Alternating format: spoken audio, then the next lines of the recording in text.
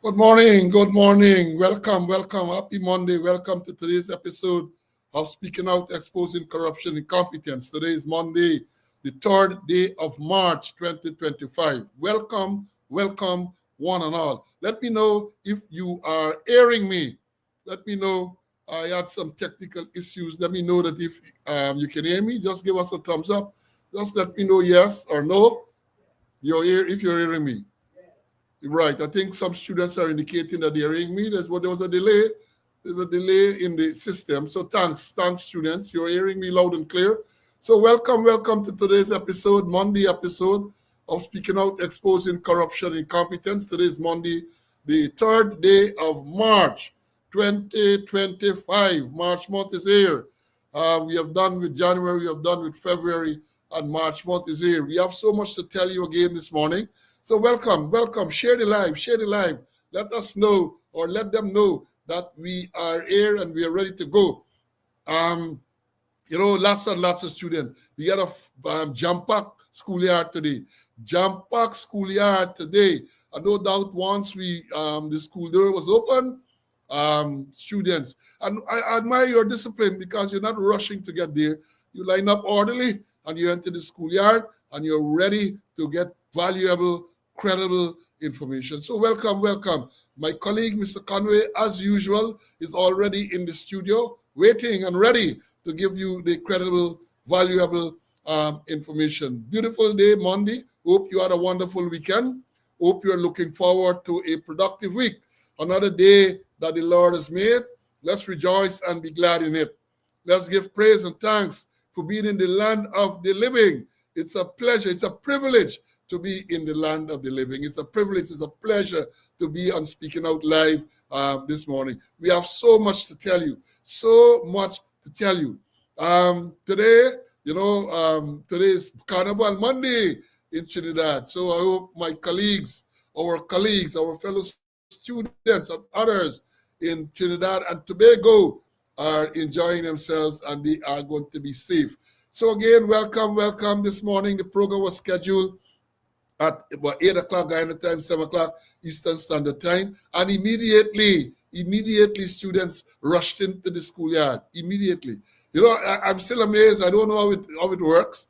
But from the time the program is scheduled, I schedule the program, then I have to get into the studio. By the time I do, it takes a few seconds. By the time I get into the studio, students are already in the schoolyard. Amazing. From the time I schedule, it's just a few clicks, a few strokes on the computer. But by the time I get in, students are there. So yeah, share the live. Let them know that we're on. By now, the regulars know that we are on Monday mornings at 11 o'clock Eastern Standard Time, 12 o'clock Guyana time. And we are going to bring the information to you. As is customary, we'll do the roll call. I'll try to go through it as quickly as possible. And then we're going to make some announcements. And we are going to bring you the information you so long for. Now, 7 o'clock on the dot, the program was scheduled as Eastern Standard Time, 8 o'clock Guyana time. And we had a man from the Hills, but the man from the Hills was there for us at 7.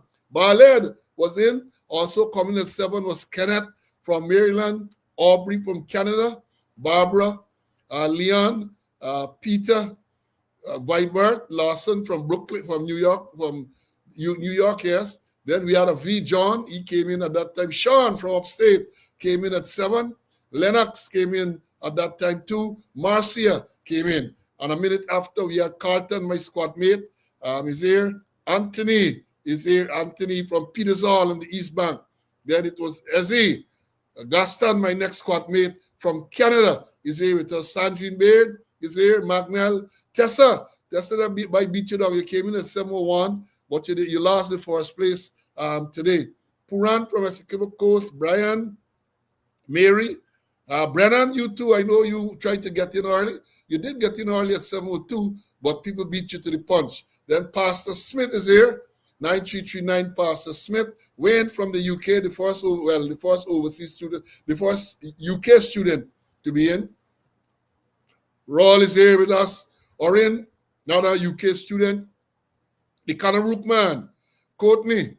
Jacko from Georgia is here with us. Cecile, Marlon, is here. Compton, Dexter, Winston from California. Then we had Hazel, Ross Ricardo. And Ross Ricardo said, information, share, share, share. Matthew, John, Derek, Aubrey, Pauline, Lyndon, Evelyn, Evelyn. Then it was Marva. Denise is here with us, still in GT. Clay, Wayne, Sandra, Hazel is here. Felicia, Princess R from Lamar Spring 6123. Michael from Kanamarook. Sorry, Michael from Imbaimadai. I put you in the wrong place. Imbaimadai, Michael is from. Then it was J.K. from Maryland. Charlene, welcome. Malcolm, Anka. I spoke to Anka sometime last week. It was nice chatting with you. Patricia is here. Danny, 9731, is here with us. Claire is here too. Then it was Amanda, Desiree from Georgia. David, Clive from the UK. Lynette from the UK. Valerie Clifton from Paris is here with us. Ovid, Rayburn, Emerson, Kevin, Terence from Canada. Then it was Ronald, Clarence, Dion, Marcus, Earl, Bonita, Marcia, Rastaman is here. David, Malcolm, good to see you back regularly. Roxanne, Harold is here with us. Aileen, Joan from New Amsterdam is here. Joy, Patricia, Grantley, Gary, Carl, 12352, my good friend Carl. Carl, I always remember that kiss you told me about, that kiss, which will remain. The details are not gonna be known. Though you're skinny your teeth. Claudius is here. After Claudius, it was Glendis, Annette, David, Henrik, Stefan, Siobhan, Maureen, Anthony, Floyd, Sean, Denise, the secretary, came in at what time? 8:30. Denise, you're late. You're going to be fined. Then we have Daniel from Linden in the house. He says, George, Ainsworth, Mr. K is here. Ulrich from West Dem. Don't miss class. Theodore, Winslow. Then after that, it was Heather, Karen, Audrey. Audrey is here with us.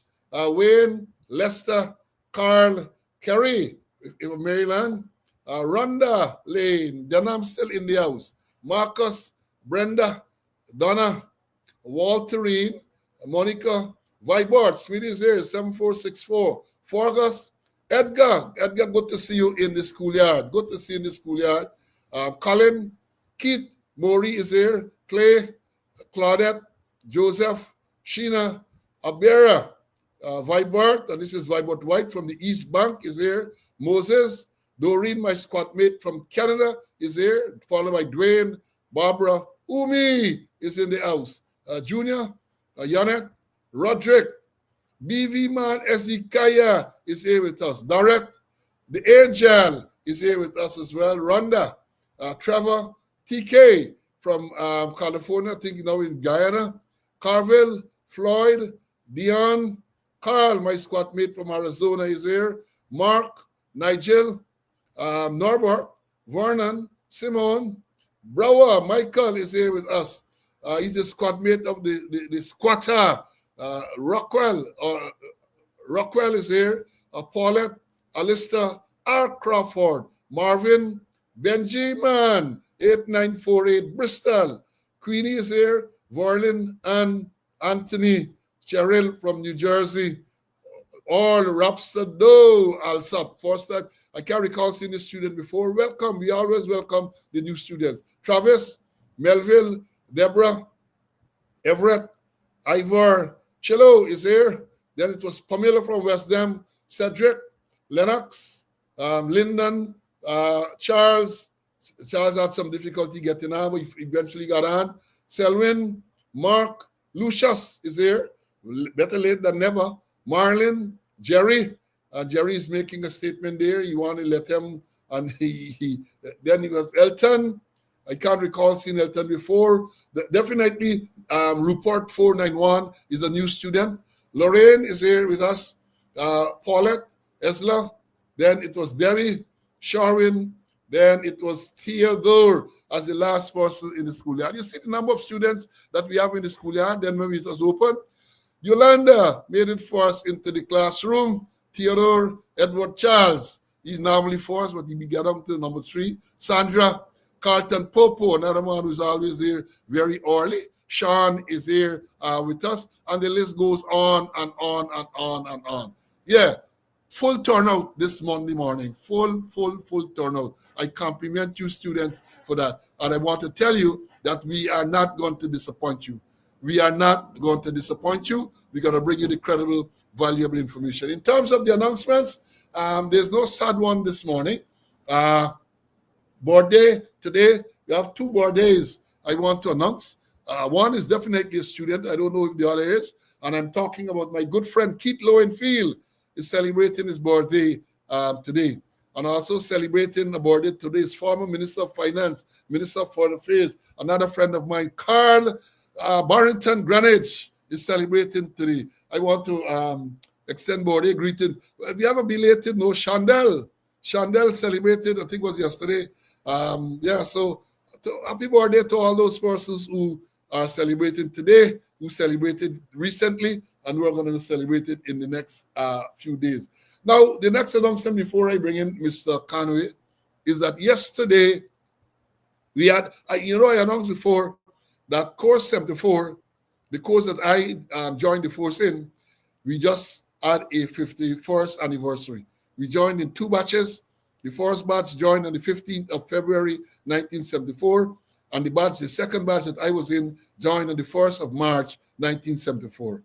So last year we had a grand 50th in Guyana, in New York, and then this year again we started out. So yesterday we had a grand get-together in Guyana of quad squaddies. Large turnout. Saw some people there. I saw a squad mate, at least 2 of them, that I have not seen perhaps since we left training school in 1974.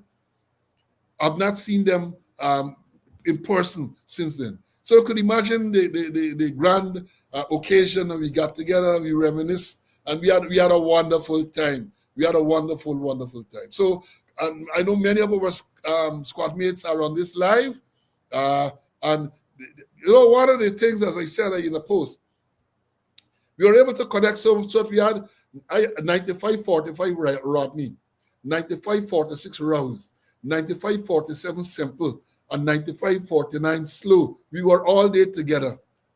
We lived in a back room for 6 months. 6 months. And then to get together there yesterday, 95, 45, 46, and 47, and 49, it was a grand occasion, very grand occasion. Now let me bring Mr. Conway for his introduction, then we're going to move on. Welcome, my brother. Hope you had a wonderful night. Good morning, yes. Weekend. Go ahead. A very peaceful weekend. Happy, praise the Lord, that we all in the land of the living to do God's work. I want to shout out to Keith Lowenfield on his birthday. And congratulations to you and your squad members for yet another anniversary. Let's get on with it. I noted that Mr. Conway's audio might not be the best. I hope you can hear him properly, but we're going to try to rectify that. Somebody is asking here about the funeral arrangement for Lieutenant Colonel Ward. I haven't received that as yet. As soon as we get it, we are going to let you know. Now to move on, announcement still. We did say, I think it was Saturday was the start of the month of Ramadan. So our Muslim brothers, what happened to me this morning? Our Muslim brothers are observing, and we wish you all the best on your observations and so on, as you observe your holy month of Ramadan. And to tell you, cricketers are here, cricket in the air. We had the last set of matches in the Champions Trophy. So the semi-finals are known. It will be Australia versus India tomorrow morning. That is going to be a hell of a match. That is going to be a hell of a match. And then the second semi-final between New Zealand and South Africa. But let me say this. Yesterday, it was India and New Zealand, right? And I told one of the guys here who's an ardent cricket fan that I'm sure New Zealand won't mind losing that game to India, because I told him that the loser of that game will meet South Africa and the winner will meet Australia. I'm sure people prefer to meet South Africa than Australia. It's not running down South Africa, but Australia has a way in these big tournaments to come good. So tomorrow is going to be a hell of a match with Australia and India. I ain't missing that. And then in terms of the announcements to continue before I bring back in Mr. Well, not announcements now. It's just to go into the issues. You know, Mr. Brutus, former assistant commissioner, is still in the news. He ain't leaving the news. I read he had to go to court on Friday last, and somebody is saying no song. Let me hear. Let me get a. Let me know. Somebody is saying Nigel is saying no song. Can you hear me properly? Can you hear me, students? Because one student is saying no song. I don't know if it's my end or if it's his end, right? So let me know. Let me know. I don't want to continue to. One student say yes. So Nigel, you have to check your system, please, because the other students are hearing me loud and clear. Yeah, Brutus went to court on Friday, and the prosecutor complained that he is not meeting his bail obligations. They claim that he's not reporting to SOCU as he is required to do. That is a condition of his bail, that he must report to the Special Organized Crime Unit at given times. Now, his lawyer, the lawyer representing Brutus, said no. Brutus was reporting, and the news said that he produced video evidence to support the fact that Brutus has been reporting as required by the court. Now, let me say this. Brutus had no dons, right? He had no dons. Despite all what he is alleged to have done, he had no dons. He got a report. I suspect he is reporting. I believe the problem is that knowing Brutus, he's not going to go to SOCU and sit there for any long period of time. The order is for him to report at given time. So I suspect that Brutus will report, and once he reports, say, hey, I did, he gone away. He's not going to linger. So I understand, according to the lawyer too, is that on one occasion or more than one occasion, he goes there and they get him sitting on long, waiting for what? For what? The condition is that he must report to SOCU at given times. I'm not defending and representing Brutus, but once he reports, he would have satisfied the bail obligation where he get him sitting and waiting for. So I suspect that Brutus would report as is required, make a record that he was there, and then go his way. Go his way. And therefore, he would not be in breach of that particular order. For him to report to SOCU at given times, that is the order of the court. And I believe Brutus and so stupid, knowing that they have to decide that he is going to violate. Because remember they moved to court to have his bail revoked and for him to be remanded. So I don't believe he can make that mistake as to not complying with the order of the court for him to report at SOCU at given times. I remember Mr. Conway to hear what is this saying that. CC, I'm sure you would have read about Brutus. It is alleged that Brutus is not reported as required. What are your views, my brother? Well, according to the order, I understand is that he's just to report. And if he reports earlier, reporting the long way, he can sit down there and wait and all kind of thing. And as you say, Brutus is not no stupid man, although he don't have the stupidness, but to report, he will report. I am confident he will report and then move on. I am not hearing Mr. Conway that well. Are you hearing? Let me ask the students, are you hearing him well? If you're hearing me well, let me know. If not, we're going to try to adjust that. But I am hearing kind of delay when I am interacting with him. Oh, they said they're hearing Mr. Conway well. So good. Right. So let me move on. So he said, yeah, right, you're hearing Mr. Conway well. Thank you for that. I share, continue to share. The next thing I want to talk about, this morning, not so long ago, within the last hour, I saw a breaking news, and it says that the police are investigating the breaking of the Central Housing and Planning Authority. Central Housing and Planning Authority, with all the controversy over land deal, they are reporting now that there was a breaking break in. Somebody broke into the place. Well, I don't know that they have money and that type of thing and jewelry and so on at Central Housing. I believe Central Housing has records. So if anybody is breaking in to Central Housing, I believe that they're going to be after the Somebody said, you're an ordinary. Somebody said they break into the housing application, the application for house lot, right? But they are reporting that somebody broke in.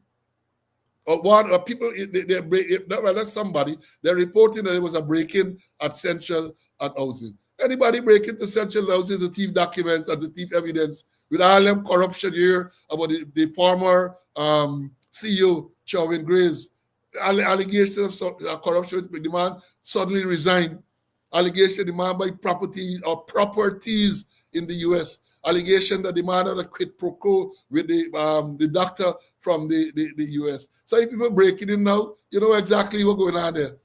There's a strong probability that any break-in, if in fact there was a break-in, because some people said might not have been a break-in, they're breaking out, right? They get guard and all them, everything I understand. And I understand that the former commissioner, when I say commissioner, the former senior officer, the deputy commissioner was carrying out the functions of Commissioner Nigel Lapis, the security man there. So what really is going on there? What really is going on? People breaking into Central Housing for what? For what? Got to be documents with all the revelation about the corruption that is going on there, all the allegations of corruption there. Once you hear a break-in there, it's people maybe going after documents. I warned on this program before that certain places, when investigation starts, are known to have gone up mysteriously in fire. Central Housing used to be somewhere along Church Avenue. And I think some years ago, they had a mysterious fire there. They had a mysterious fire, right? So if, again, it is my view that if people have broken into the Central and Housing and Planning, mischief afoot, people go in there maybe after the records. Because once investigations start, that is what has normally happened. People thieving record. Saying before bringing Mr. Conway, I think it was in 2021 at the Police Office Commission when we were there, right? And Brutus challenged the promotion in court. They broke into the Police Office Commission. They broke in. I was overseas. I remember that was reported in the media that they broke into the police office, the building there. Guys, Police and Public Service Commission, they broke in. Looking for what? I don't know. Right? So it is not unusual to have these breakings and perhaps even fire when investigations are ongoing. Let me bring in Mr. Conway. Conway, they break in. What are your views, my brother? Well, they would have valuable documents there, or valuable security or valuable documents. And so I won't be surprised.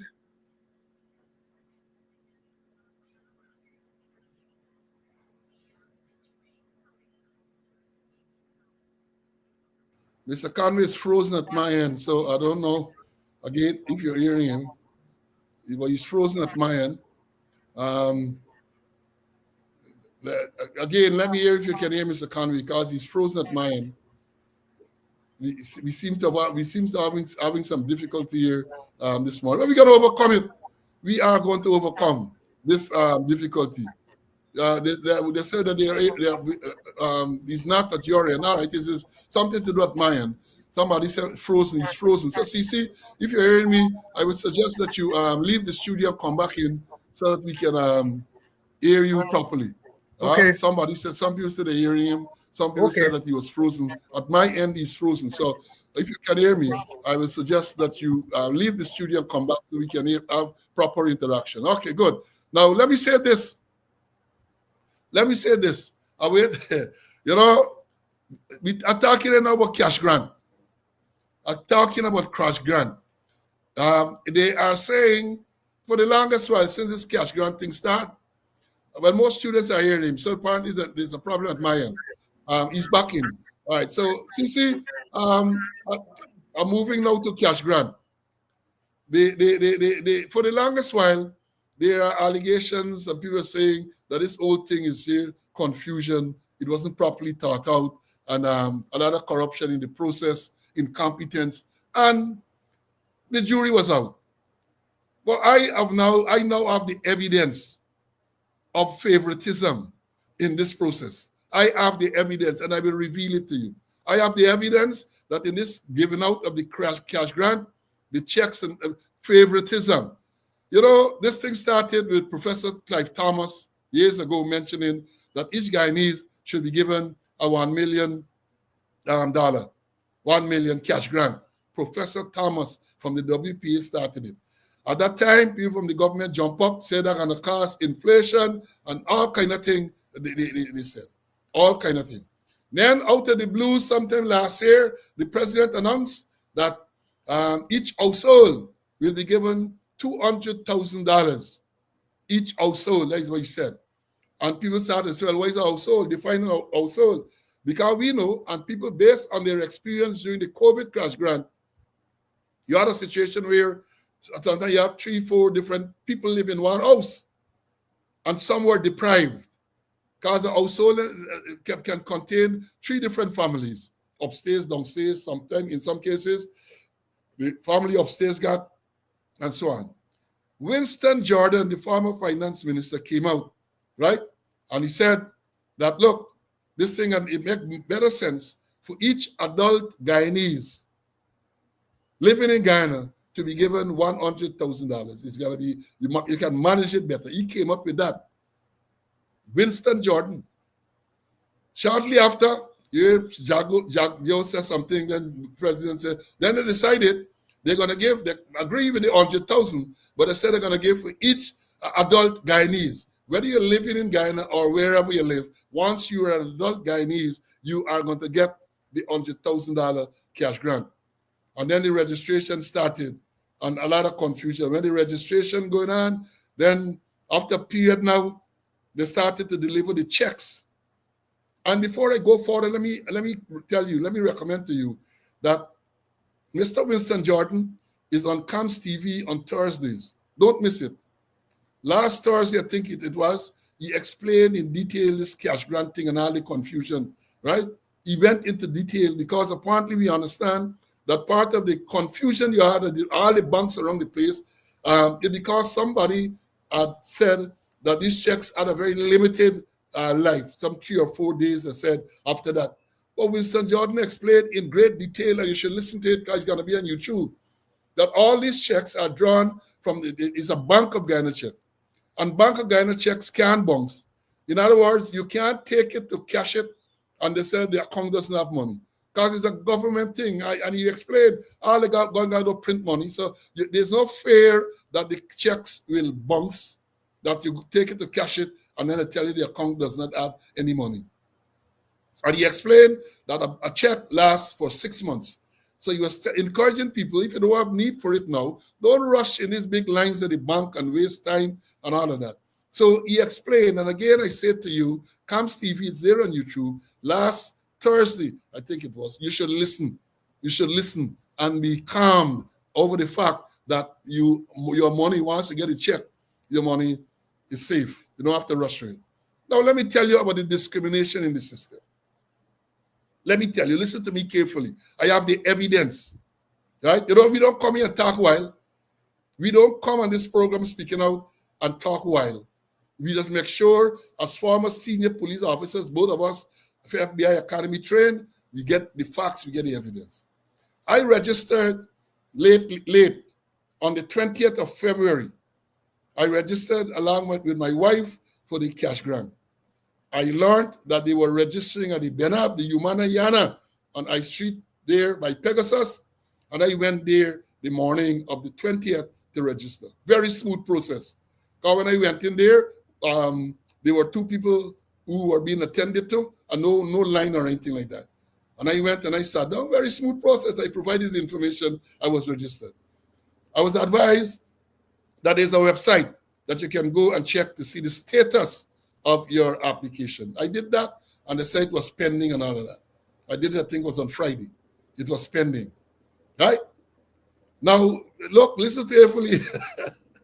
Yesterday, Sunday, the 2nd day of March 2025, early in the morning, I got a call from an unknown number, and I reluctantly answered the number.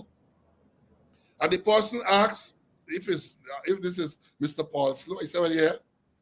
They asked if I was in Guyana, and I was reluctant to reveal. I said, well, what you want to know that for? Right? What do you want to know that for? And the man, the man told me that, look, he has my cash grant check to deliver to me. So I said, it can't be me, you sure? Because I have a cousin going by the same name, Paul Slew. So there are two of us and on the same address.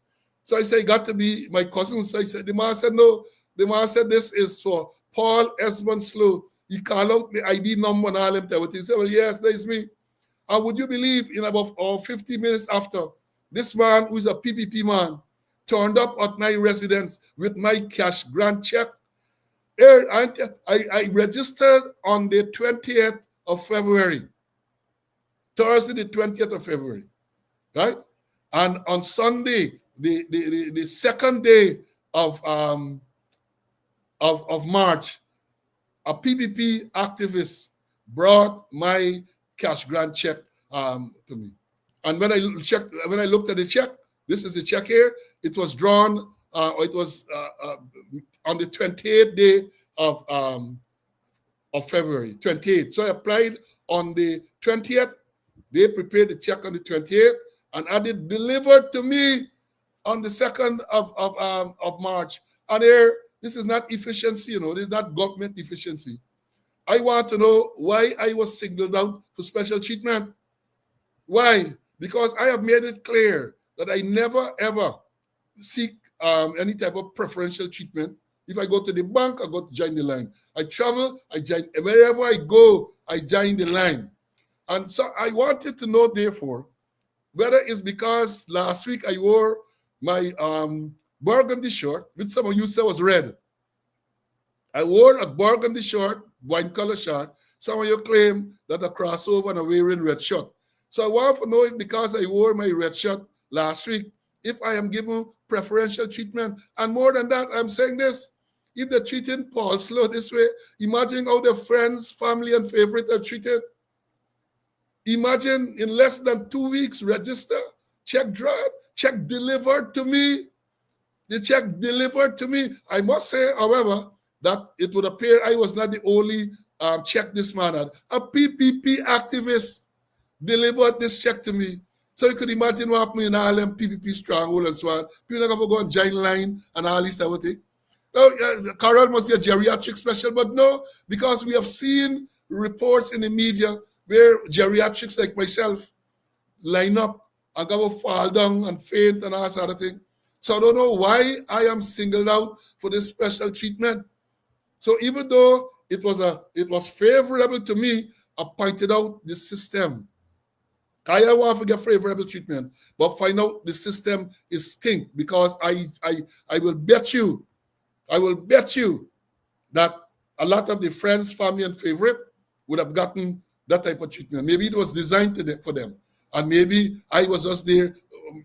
Mistake? I don't know, but I was pleasantly surprised. Winston is saying here that the delivery of the check to my own. Well, no, the man came with the tablet and everything, He came with the tablet. The check was attached to vouchers. I had to sign twice and all of that. So just as how you register, they have that tablet there. He went into the system. He took the ID card, went into the system, and he confirmed. And then I had to sign twice. So it's not just he handed it to me. The system, he had the tablet. He asked for my ID card. I presented my ID card. Then he put it in the system. I don't know what. And then eventually he gave me the voucher for me to sign on. I signed twice. I make sure I read what's signing. I signed it twice, and I collected my check. I have it. I show you all. I get the check here. I have the check here. So maybe as one of the persons that's speaking out, I am given preferential treatment. Let me bring in Mr. Conway for hear what he has to say about this one. CC, I think I beat you with this one, but I get preferential treatment from the people sharing out the cash grant. Your views? Well, I also had preferential treatment, Paul. I registered at the night shelter by East Independence Police Station, myself and my wife. And then, time to uplift, I was told that I have to go back to the night shelter. We went there, nobody was there, it closed off. So I got my daughter to check online, and the online saying that the checks were drawn, and the checks were drawn, and where were we to collect? We to collect at a place marked Pensioners Georgetown. Pensioners Georgetown. So I don't know where it's Pensioners Georgetown.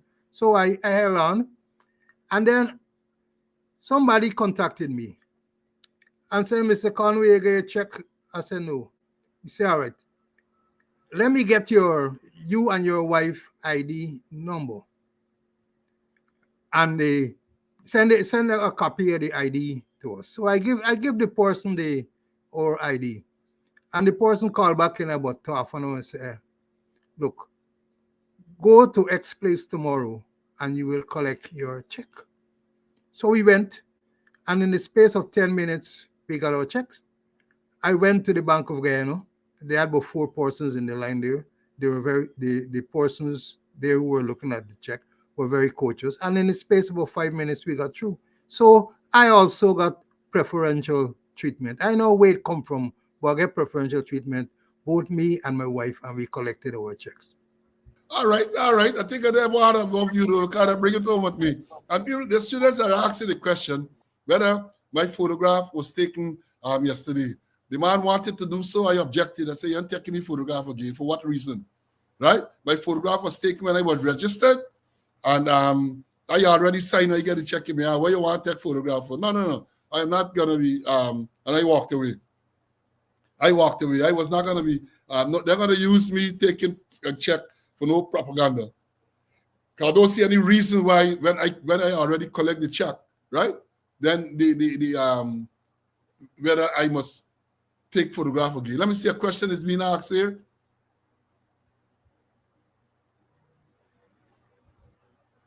We said I agree with you because he called me full name, but the check is written to Paul Slow.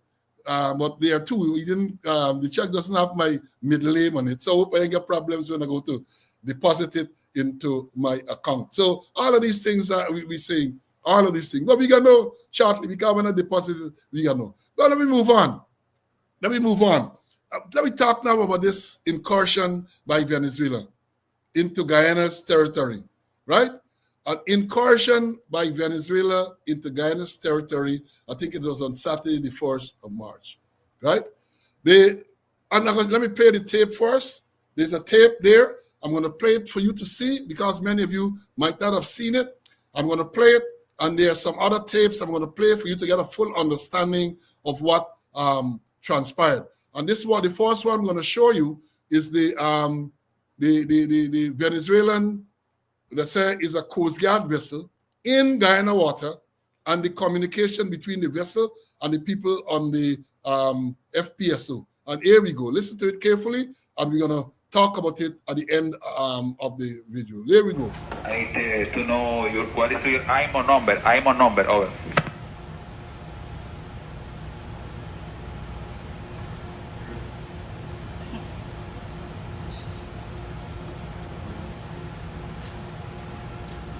Do you copy Lisa Destiny? Copied. I'll give you my IMO number shortly. Please go ahead with the next question. What is the IMO number? Don't you have an IMO number, over?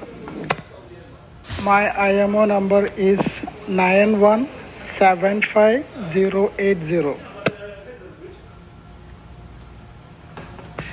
What is the call sign, over? Call sign is Charlie 6 Bravo Foxtrot 5. What is the flag of the ship, over? We are Bahamas. What is the port of registry, over? Port of registry is Nassau. Please tell me what is the name of a master and nationality, over? Question received, no comments from our side. How many people do you have on board, over? Question received, no comments from our side.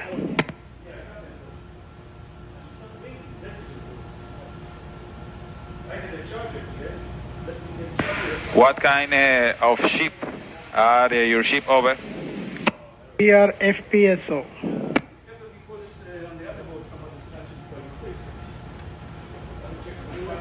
How long have you been here operating, Lisa Destiny, over?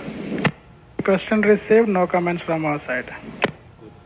Okay, Lisa Destiny, tell me your present geographical position, the coordinates, latitude and longitude, over. My latitude 08 degrees 00 minutes 39.2 north, and longitude 056 degrees 59 minutes 31.5 seconds west.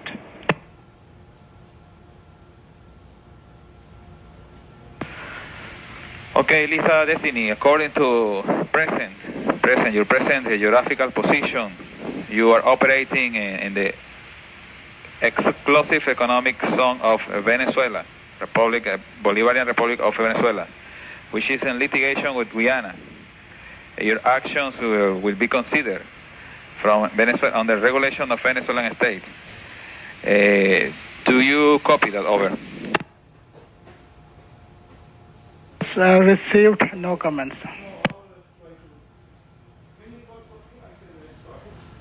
What company authorized, granted the license to operate here, over? Your question received, no comments from our side. Okay, Lisa Destiny. Let's go to channel 16. Stand by, 16, over. Back to 16, standing by. Now, you already exchanged here between the Venezuelan military Coast Guard vessel and the people on the FPSO, right?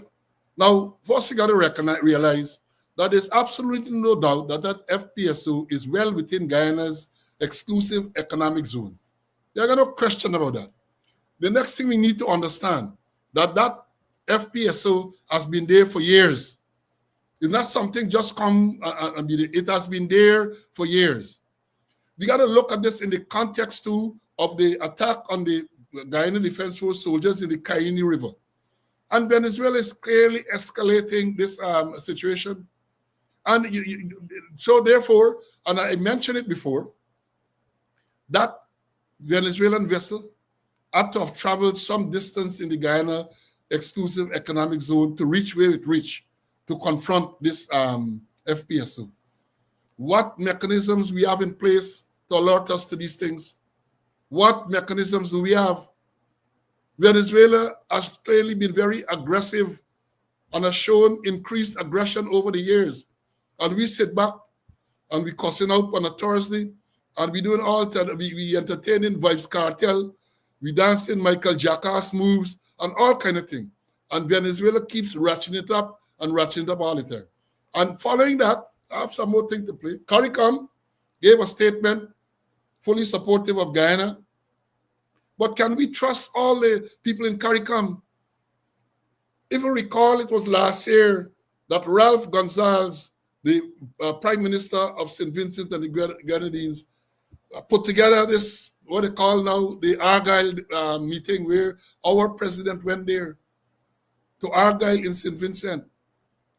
I don't know why he went there, because this matter is before the international court. And from all indication, we have a strong case, and whenever they rule on it, they're going to rule in our favor. So why then go to this meeting in Argyle? People said it was a foolish move. Then they had the propaganda kit nasty men to come out, and they try to justify this thing. But we are seeing now, because notwithstanding this Argyle declaration, they call it, Venezuela has continued to ratchet up their aggression. They have continued to do that. They have continued. I have no faith in CARICOM. None. Because Ralph Gonzalez and Mia Motley looking to get a part of this Petro-Caribbean, this cheap oil arrangement from Venezuela, they're looking to get that. So I don't know that there are people who you can trust to rely on. Well, of course, too, the Organization of American States came out. Other people came out. The Commonwealth Secretary General came out with statements, all in support of Guyana. But I'm saying that we as Guyanese, have to be the first to champion our cause. We Guyanese have to champion cause. And then following that, following this incursion on Saturday the 1st, our president, Irfan made, well, I don't know if you call it a broadcast to the nation, but he made a statement. Listen to what he had to say. Listen, we want to play these things so you could understand. We had the altercation with the Venezuelan patrol boat and the FPSO. And incidentally, we talk about FPSO. It's a floating production, storage, and offloading.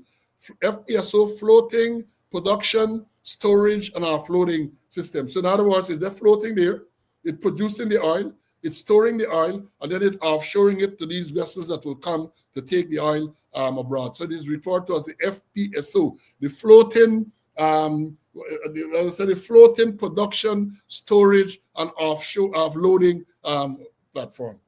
So this thing has been there long. So the president made a statement Saturday, and here is the statement. Again, listen to it yourself so you can hear what has been said, and we are going to discuss it. Here we go.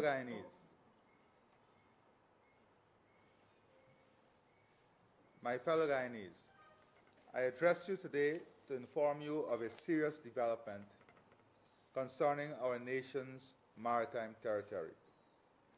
This morning, Saturday, 1st of March 2025, at approximately 7 hours, a Venezuelan armed patrol ship entered Guyana's waters. During this incursion, the Venezuelan vessel approached various assets in our exclusive waters, including FPSO Prosperity. Based on visible markings, the patrol vessel was identified as ABF Wakeri PO-11 IMO 4695542, a Venezuelan Coast Guard vessel. Our assets and FPSO Prosperity are operating lawfully within Guyana's exclusive economic zone. The patrol vessel transmitted a radio message declaring that the FPSO was operating in what it termed disputed international waters before continuing its course in a southwesterly direction toward other FPSOs. Let me be unequivocal. Guyana's maritime boundaries are recognized under international law, and this incursion is a matter of grave concern. However, I assure you that my government is not acting precipitously. We are addressing this situation within the seriousness and responsibility it requires. We have already summoned the Venezuelan ambassador. The Minister of Foreign Affairs would have summoned him to his office, registering our strong protests over this matter. Additionally, I've already advised our embassy in Venezuela, in Caracas, to lodge a formal protest with the Venezuelan government. I'm pleased to also communicate to you that we have reached out to all our international partners, and all our international partners have responded positively. These include the UK, France, the USS, RSS, CARICOM, and we continue to work with other neighbors, Brazil, at the military level and at the level of the state. We are monitoring this situation.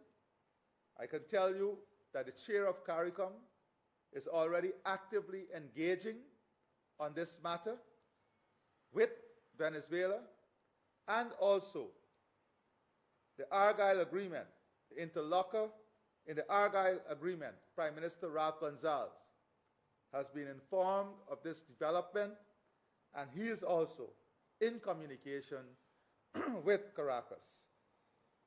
I've also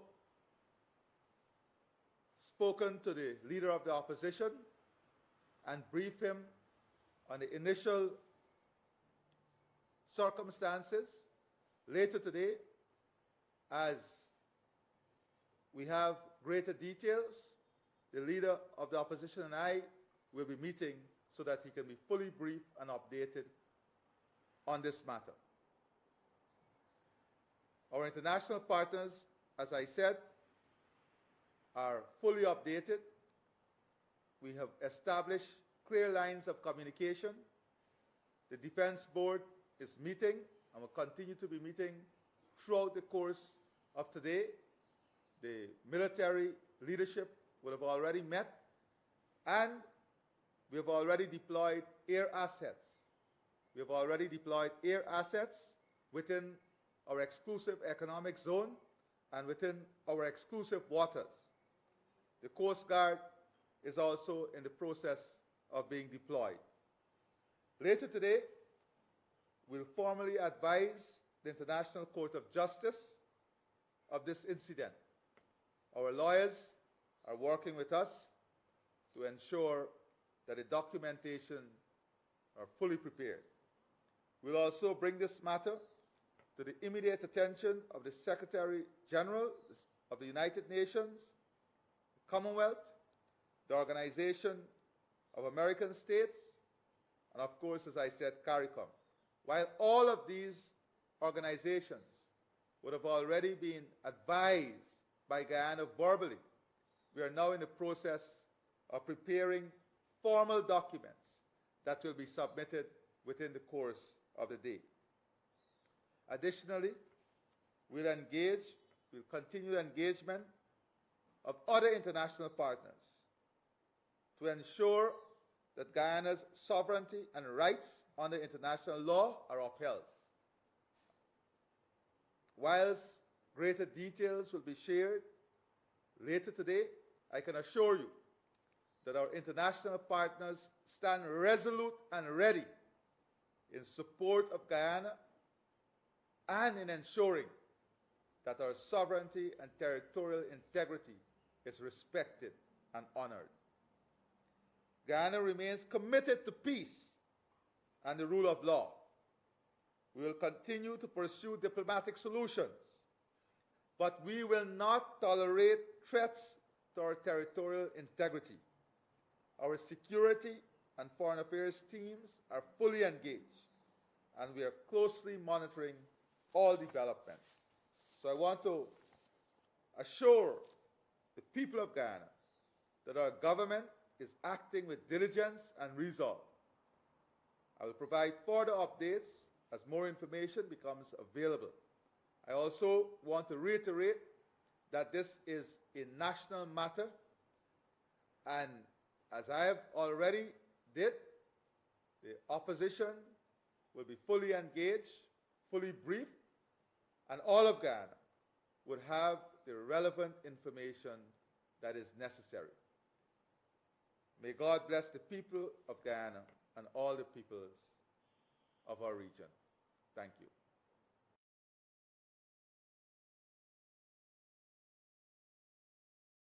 Well, you are there for yourself, what the president said in that address. And I think I should give Mr. Conway the opportunity now to make some comments before I continue. But before we do that, let me encourage you to continue to share the live and let people know we have much more to talk about. And we want to be thumbs up. You're not giving us enough thumbs up. We have 1,500 plus people on the live, and just less than 100 thumbs up. Not good enough. Give us the thumbs up. Mr. Conway, let me bring you in for you to have your say on the statement by the president. Go ahead. Well, I heard the president's statement when when he made it on television, but this time here I could hardly hear him. I didn't hear him properly, but said it got to be the same thing that he said. But for me, they're taking this thing very, very casually, very, very, very, very, very casual. This is a thing about national security or territorial integrity is at stake. And here it is, the president, first thing, look how the president dressed, casual. And then when you look at it, the chief of staff or the chief of defense staff is on the president's right, and the prime minister is on his left. It should have been the other way around, or unless he values the chief of defense staff more than the prime minister. Now, this thing, we really in approaching this Venezuelan threat as we are to. We had precedents before. We had time where we should have put some things in place. Remember years ago when CGX was exploring Suriname, gunboats chased them, and here it is. We have the Americans company there doing exploration, producing oil, and we now look at it 90 miles away offshore, and we didn't do any kind of investment so that we can patrol our coastal plain, or we have 270 miles of waterway to deal with, 270 miles plus our economic zone, exclusive zone of over 200 miles. Of over 200 miles. And we didn't do anything. I heard on the budget speech that some boat they're buying, and they're gonna get a one boat, and they're gonna get this boat sometime next year. Spending a lot of money on infrastructure. But what about the military to protect our economy, to protect our territory? Nothing is being spent there. That you got to protect the land, the sea, and the river, and nothing is being done. And then we had where our soldiers they shoot at our soldiers, and the saying is sindicatos. I don't buy the story. All the Venezuelans gotta do, put their men to shoot the soldiers, and then say, hey, it's sindicatos. We're not gonna buy that. And the thing is, what happened to our intelligence? What happened to our intelligence? We have the police special branch, the army intelligence. We had where it's called regional intelligence committee, and the real one, they call it NISA, National Intelligence Security Agency, that is required to produce accurate, insightful, objective, and relevant intelligence to inform decision in national interests and security. What happened to that? Nobody pick up anything. Hey, the Venezuelans gonna make a move. Nobody picking up it. What happened to our intelligence? Huh? What's going on? Our soldiers 6 get shoot, and we take over there about 24 hours before we can get them to tongue to have proper medical treatment. We just are messing around with this thing. I hear no statement from the Joint Services Coordinating Council. I hear nothing from the Joint Service Coordinating Council. And what happens to our security apparatus in these things when we get operation, when we get threats to our national security, we got to look. I repeat it. I said it before on program that we got to look at our dime. Diplomacy, yes, it is a bit at work, but diplomacy is the D. The I is the intelligence. The M is our military, and that includes the other law enforcement agency. And the E is our economy. We are not looking at our dime at all. This thing has got to be intelligence-led. We must pick up San Martin. A lot of Guyanese living in San Martin. We don't have any kind of contact there.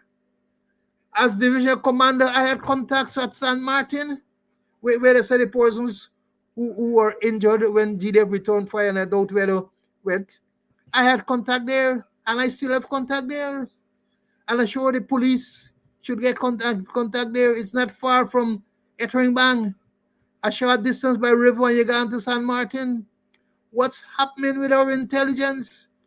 We get an ambassador in Caracas, not a word from our ambassador. We are taking things too lightly.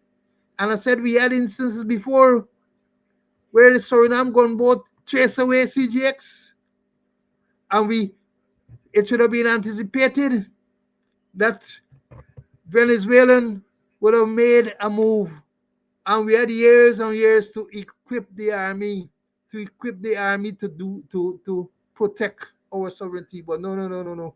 We ain't doing nothing. How we do infrastructure? We building roads left, right, and center. Spend some of the money that you're spending on infrastructure. Spend it on the army. Give them the equipment. Give them the technology so that we can defend our country. And also we need to pursue more vigorously our diplomatic relationship. I'm saying, and I repeat myself, that this whole thing is a casual approach. Look how the president is dressed. First thing, the national anthem should have been played first before the president speak. The national anthem should have been played first before the president speak, and played after. And the prime minister should have been on the right of the president, not the chief of staff. Not the chief of staff. And I saw the chief of staff was in charge of NISA. I know if when he turned chief of defense staff, he hand over that position to somebody else. NISA, the National Intelligence Security Agency, is the body to provide accurate, insightful, objective, and relevant intelligence to inform decisions on national security issues and events. But it is not happening. It is not happening. I hope they get up and get. I hope so. Well, thanks to that explanation, but I can say this. I'm of the view that given what is going on, they're more concerned with maybe following Brutus, following the political opposition. They're not interested in border security. They are more interested in UTAC and cybercrime and all these type of things. But that address that the president gave does not inspire confidence in me, and I'm sure a lot of other people, because as Mr. Conway pointed out, these things, optics means a lot. You have optics, and therefore, in other words, how you present yourself, some confidence, so you can inspire confidence in the nation. But that there, I don't think inspired confidence in anyone. As we said first thing, protocol is important in these things. The diplomacy and the protocol. How the hell the chief of staff sitting to the right of the president and the prime minister, a former chief of staff sitting on the left? Protocol, maybe because it's Mark Phillips, and somebody saying that maybe Mark Phillips should have been under the table, not sitting next to the president, either to the right or to the left. But I'm saying these things are important. The president said during that address a lot of things, right? Some people pointed it out here. My government. I'm going to play the Bonham reaction to this same thing a little later. Oh, your government. That is what Bonham said. Your government. But finally, it's my government. RSS. They can tell RSS. They like RSS. The RSS, they come with the allegation against the head of the major crime unit. Is RSS that they bring, right? RSS that they bring. And I'm saying with these things, you have to project confidence. That did not project confidence. And then the president said that they were the national what they call it, the defense board met. Look the defense board that met. This is the image that we have. Following this serious emergency, the defense board met, and this is the image that they put out, This is the picture that they put out to say they met. That it would inspire confidence into anyone. Look, you get the commissioner of police in T-shirt. What he did on in T-shirt.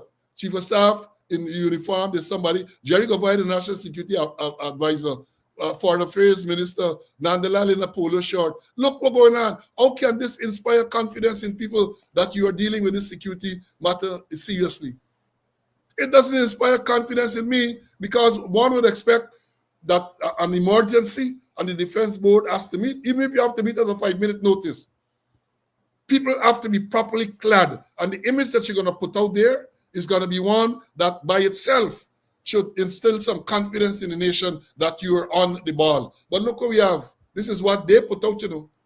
This is what the government put out to show that the defense board was meeting. The men look so glum, look so dejected, look like if they don't even want to be there. Look so casual. Look so casual. Let me put the other picture here. Right? Look, Rosenberg, sit down there. Look. You look at them and tell me if that picture will inspire any confidence in you. That image that you say there. Saturday, emergency meeting of the defense board, I think it was. Right? It doesn't inspire any confidence in me. None at all. None. And then, following that speech, what the president called address to the nation and all of that, the Venezuelan, in their usual belligerence, issued a communique. Let me read what the Venezuelan said. Read what the Venezuelan said. Venezuela demands that Guyana stop dodging this agreement and fulfill its commitments to seek a negotiated, peaceful, practical, and mutually satisfactory solution as established by this binding instrument. The Bolivarian Republic of Venezuela reaffirms its unwavering commitment to the defense of its historical and legal rights over Guyana Essequibo in the protection of its territorial integrity and repudiates any attempt at intimidation or provocation against its Bolivarian National Armed Forces. Against the threat of conflict launched by the Caribbean Zelensky in complicity with the international warmongering network from the global north, Venezuela denounces this aggression and ratifies that it will deploy its Bolivarian diplomacy firmly in defense of peace, sovereignty, and dignity of the people. In this regard, Venezuela will immediately request the convening of the Argyle Mechanism, a body that represents the spirit of the Geneva Agreement as a space for the peaceful resolution of the controversy and reaffirms its inalienable rights over the Guyana Essequibo. This is what Maduro and Venezuela issued after a President Ali statement. Imagine when we know what's going on. They're accusing us of aggression. What aggression? That FPSO has been there for years. And they made the incursion into Guyana's water, and they're referring to that as aggression. And let me tell you this, because we are very weak when it comes to responding to these things, a lot of people are going to believe them, A lot of people are going to believe what this Maduro is saying. A lot of people are going to believe them. So we have got to be aggressive in putting out what is there. I saw recently in Times Square advertisement about Guyana potential in tourism and all that. We should spend money. We should spend money to let the world know the old background and history to this spurious claim by Venezuela. We are doing that. And every now and again, Venezuela come, push up their head, and we jump in and we making all sorts of foolish noise. And they didn't finish there. They said, Irfan Ali pretends to become the Caribbean Zelensky to generate conflict in our region through dangerous provocation. This is the next communique from Venezuela. What they're saying, Irfan Ali pretends to become the next Caribbean Zelensky to generate conflict in our region through dangerous provocations. What dangerous provocations are they talking about? And then hear what the article says. Venezuela categorically repudiates the baseless remarks of the president of the Cooperative Republic of Guyana, Irfan Ali, who lies brazenly when he claims that units of the Bolivarian Navy of Venezuela are violating the maritime territory of Guyana, hiding the fact that those waters do not form part of Guyana territory, since it is the maritime zone pending delimitation and in accordance with international law. The remarks of Irfan Ali, the Caribbean Zelensky, are full of inaccuracies, falsehood, and contradictions. in its eagerness to disrupt the peace and tranquility of our region by sowing the seed of our dangerous conflict.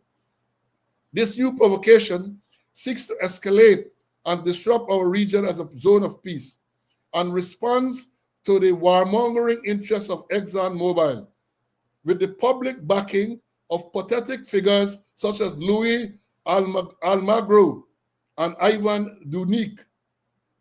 It is unacceptable and constitutes a serious violation of international law that Guyana disposes itself of a territory over which there is a dispute, and even worse, that it disposes a sea that is yet to be delimited, granted illegal concessions for the exploitation of energy resources, while systematically evading its international obligations under the 1966 Geneva Agreement, the sole legal mechanism governing the territorial dispute between the two nations.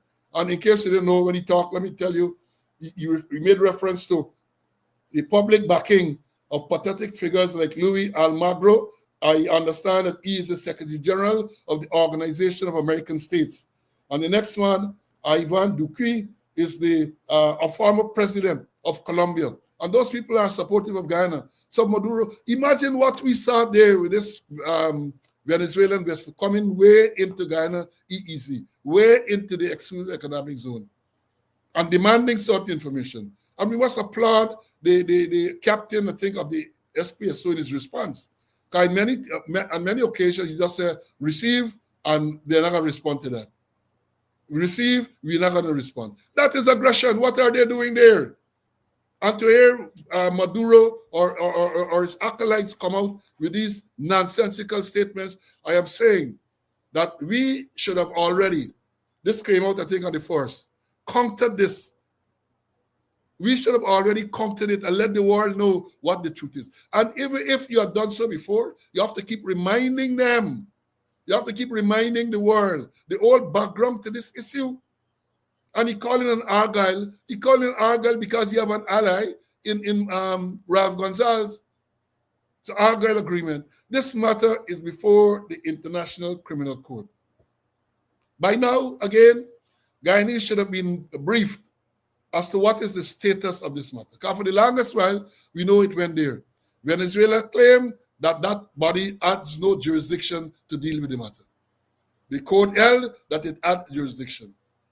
When they had the presentation, they turned up and they say that even though they turned up, they still maintain that the ICJ has no legal authority to deal with this matter.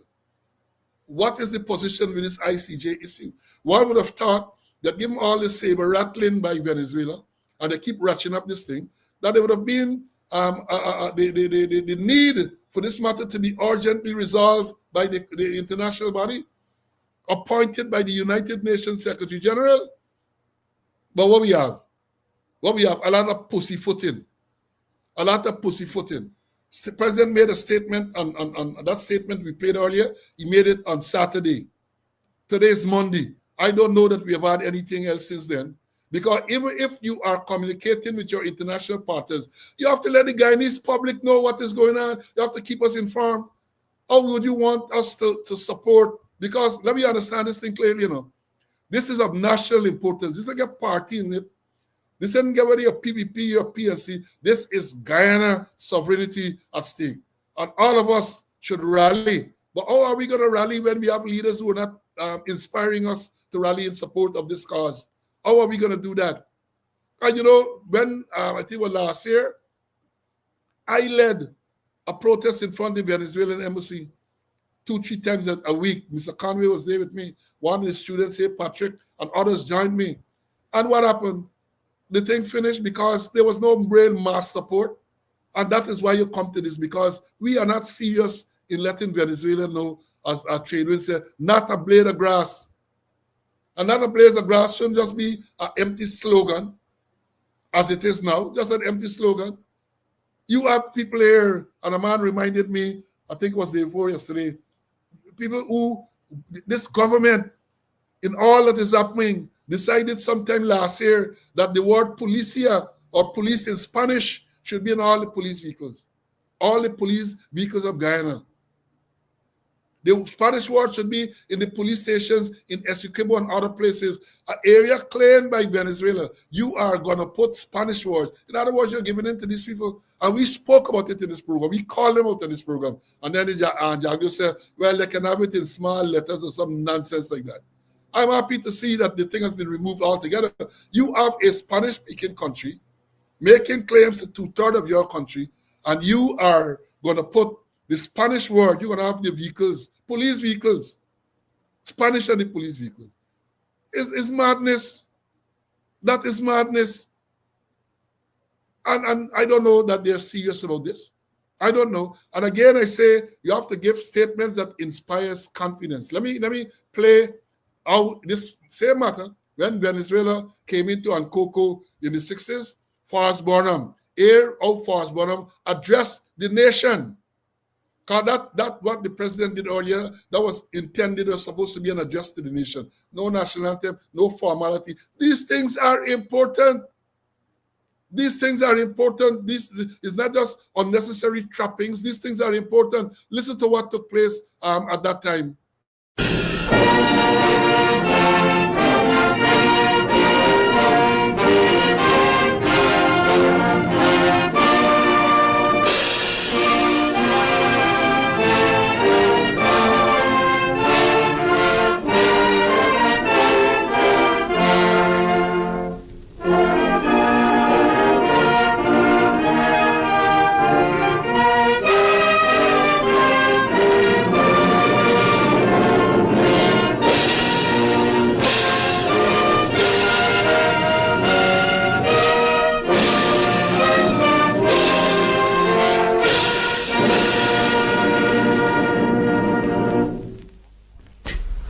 At one point of Guyana's western border with Venezuela, the Renamo River flows into the Cuyuni River, and there is an island at this junction called Ncompetence Island of about 2 to 3 square miles.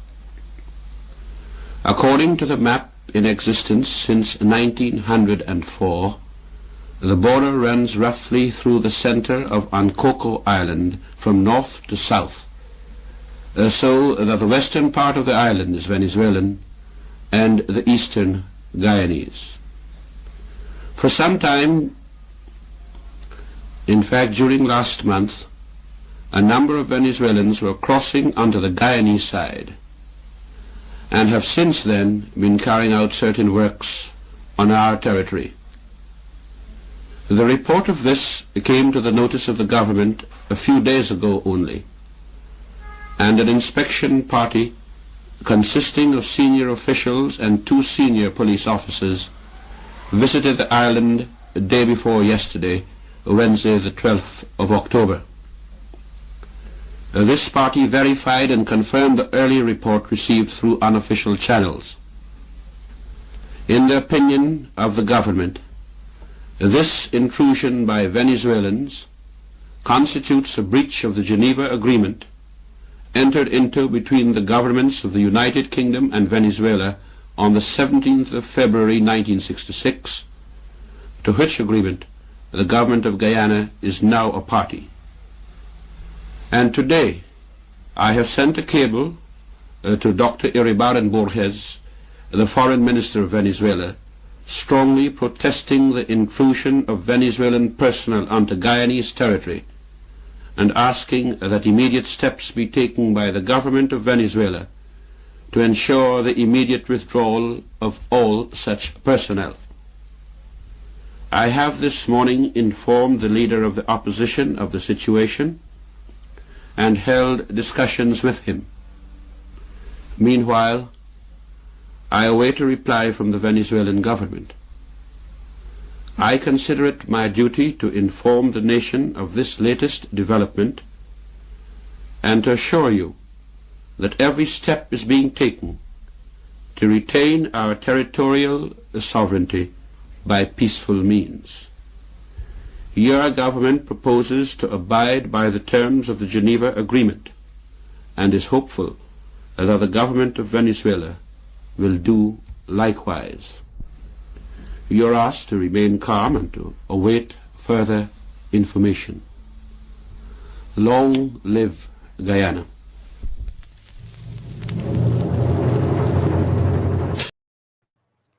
Inspiring at the time.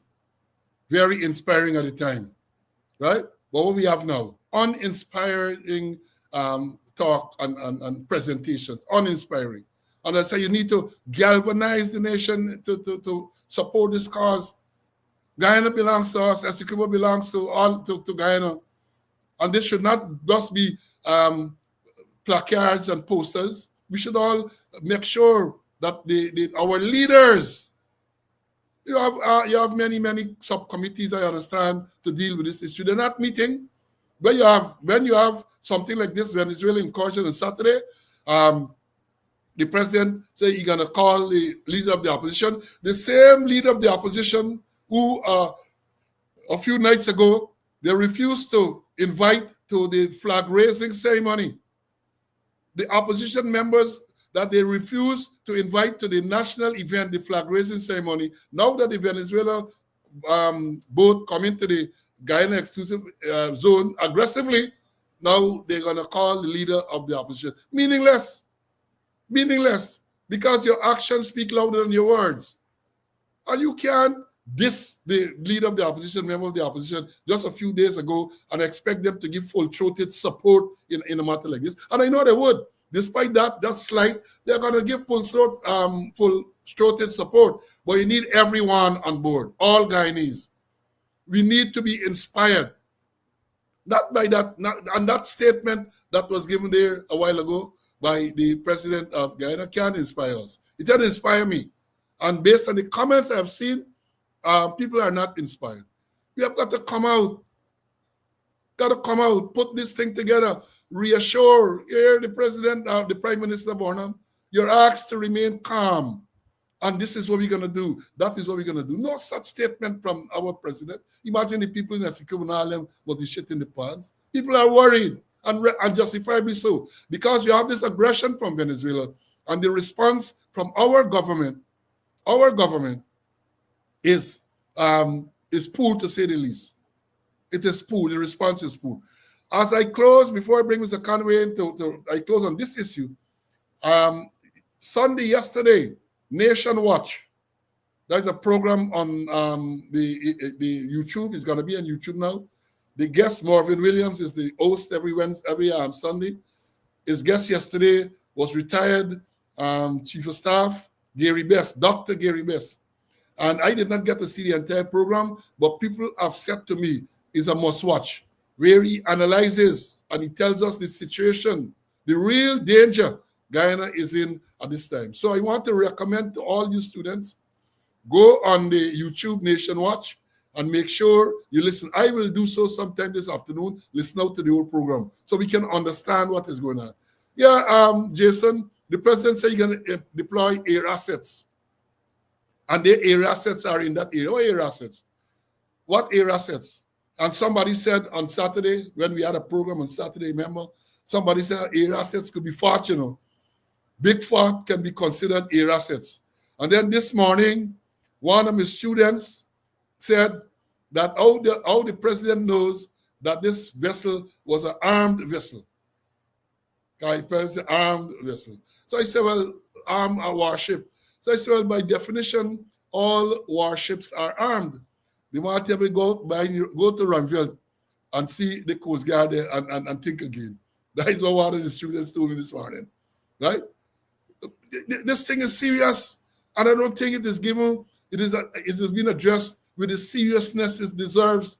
You have a defense board called to some emergency meeting, and look, they say, this is the defense board Saturday.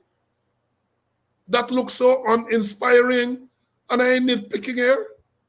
I used to be in the system, a senior man in the system, senior police officer, attended many senior meetings.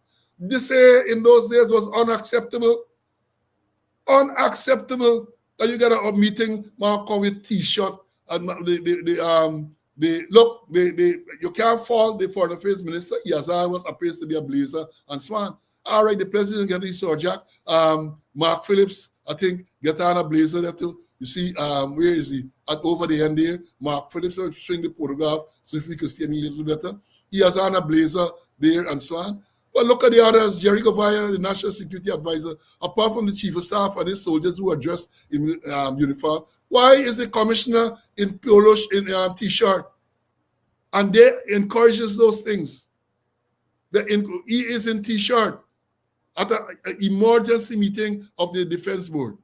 And you want to know why we are in the mess that we are in. As I've said, before I move on, before I bring Mr. Carnival, we're going to move on. Image. Optics means a lot. Because this is a picture they put out there to the world. That Defense Board meeting. That picture that you're going to put out there to inspire confidence in Guyanese and the wider world that you're addressing this matter properly? No, man, no. No, you got to do better than that. Let me bring Mr. Conway to wrap this one up. I suspect we're going to come back to it because you like it to have development, Mr. Conway, so we're going to come back at some other time and deal with it. But you're closing on this matter now. Well, I as I said in my opening, it is casual. And then when you hear the president's speech, how RSS come in here, how RAS come in this thing here. By now, they should have been fanning out and talking to people. By now, the special branch should be monitoring what's happening outside of the Venezuelan embassy. There should be large protests outside there. And then ask, what happened to those 6 soldiers? How really they're treating them? I remember the chief of defense staff, a woman make some remarks and he was emotionally disturbed. What happened to those men who received gunshot injuries? Huh? They should get some psychologists talking to them, because if the chief emotionally disturbed when somebody utter words, here is a person who was shot. They have psychologists talking to them. And what happened to those ranks on the border? Those ranks at Iterengbang, those ranks at Kaikan, those ranks at Ikeriku, those ranks at Imbatiro, Morowano, Mabarumo, Yarakito, Baramito, and other places. What happened to them? Nobody talking to them? Huh? Anybody talking to their family? This whole thing is what we call a cascas response. A cascas response. They gotta do far better than what they're doing. And Paul, we're not gonna let this gonna be on the front burner all the time, because we're dealing with Guyana's territorial integrity, and you're dealing with our economy, where the island on our exclusive economic zone. It's 90 miles away. We have a 200 miles economic zone, and we must be able to patrol it. What air power we have? What river power do we have? Emergency. Go and get emergency funds and make sure that the army and make sure the law enforcement are properly prepared.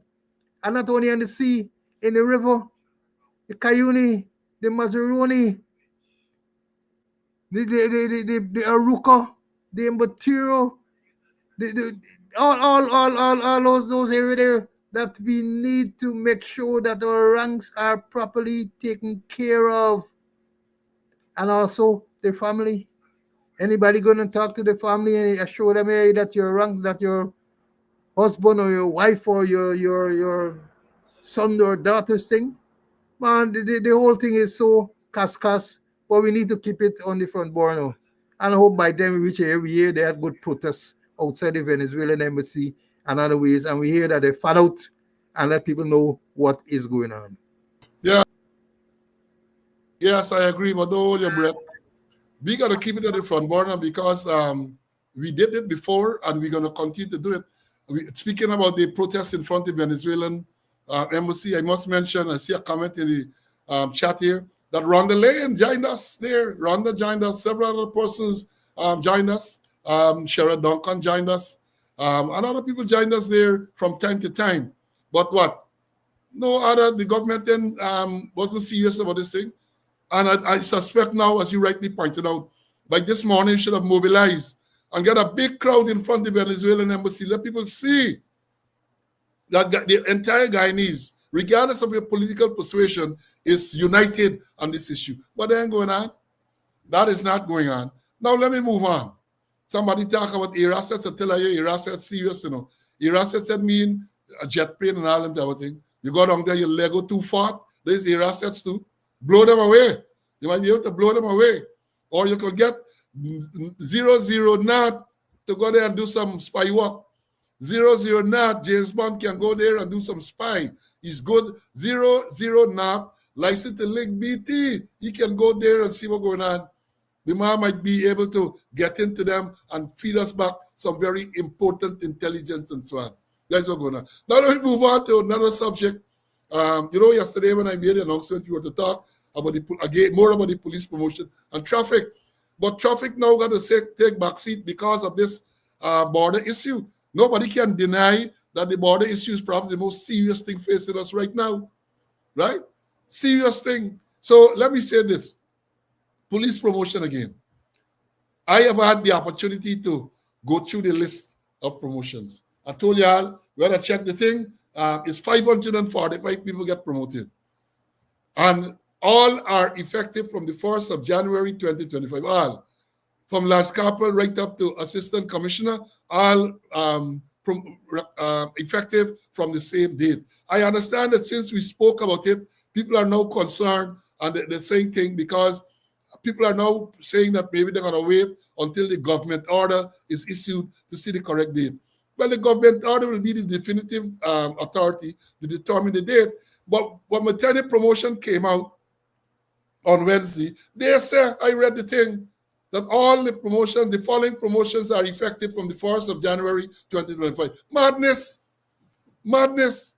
If you're not sure about the dates, you haven't worked out the dates yet, you go ahead and you make the promotions and you will say that the effective dates will be announced later. But they have announced the effective dates, one date for everybody, 545 from the 1st of January 2025. They're going to be running Elter Skelter now. Here is dunceness, you know. Dunce, incompetence. Because I can tell you, since I was in the force, that seniority thing used to be worked out. We used to work it out. And let me explain to the police who are listening, the senior ones in particular. When you make a recommendation for promotion, let's say you make a recommendation for an assistant commissioner, you have to indicate who this person is replacing because you have a fixed establishment. So you will say, Senior Superintendent John is recommended to promote it to Assistant Commissioner Vide. That's the word we used to use. Vide. V-I-D-E. Vide. Assistant Commissioner Smith, who has retired. You have to state that. Vide this person who has resigned. Vide this person who died on such and such a date. And when you say the man retired, you retired on this particular date. So when the promotion is made, the new man gets the effective date from the date that man came off or the date the person died. So you have a continuous arrangement. But now that don't happen. Everybody, again, the 19th of January, 19th of December last year, President promoted the commissioner and deputy commissioners. All of them get the date, the 19th of, that's what I said. I have not seen the government order to see they corrected it because we told them it can be corrected in the government order. We have not seen that. All of them get the same date. And let me say this. This is important because in a force, any military or semi-military organization, seniority is very, very important. Don't mess with people's seniority. You're either senior by rank or you're senior by date of appointment. So if you all get the same rank, you might get the same rank, AC, DC, or however, right? But your date of appointment, and the Constitution speaks to this. The Constitution speaks to it. That if you have people at the same rank, they are then ranked based on their appointment date. So if I got appointed yesterday to assistant commissioner, and you get appointed today, the man who was appointed yesterday is senior to the man who's appointed today. That is the system. Not only convention, but that is in the public service rules and all of these things. So you have a situation now in Guyana where the last commissioner, Leslie James, retired from the force in 2021. I think it was 1st of May, or 2021. The man, the next commissioner, Ikin, appointed on the 19th of December, 2025. 2024. So therefore, you're saying that there was no commissioner between when James retired and when this man was appointed. It is madness. It is madness. Now let me go on to analyze some more before I bring in Mr. Conway. You have, in going through this thing, you have at least two. Well, let me put this. They have done it again. Because in 2022, when this police office commission made the promotions, which the Chief Justice used the de facto doctrine to legitimize, because at the time when they made it, the police office commission, according to the courts, was not properly constituted. Mr. Carnival can tell you a little more about that. All right, she used the de facto doctrine to save the promotions. They have done it again. They're gone and they're not legally constituted, promote people again, right? And they did the same set of mistakes they made. So I have detected at least two persons who are promoted, two inspectors who are promoted to assistant superintendent, retired since last year, November or something. So civilians again are promoted. Civilians are promoted. Come ready, I'll share this live and give me a thumbs up. Civilians again, they're not learning. They are not learning. Let me go through and tell you all some of the things that I've discovered, right? You have a case where a cadet officer, some people mention his name here. He has the record for the longest serving cadet officer in the Guyana Police Force. The standing order is clear. A person is appointed to cadet officer for 2 years. If at the end of the 2-year period, the person is deemed not to be fit to be appointed, he is reverted to whatever rank she was at the time of the appointment. Right? So if you're a corporal and you're made a cadet officer, and at the end of the 2-year probationary period, it is felt that you didn't do well, you go back to a corporal. It happened some years ago. It happened several occasions, but the last time I can recall with Dookie and Wilson.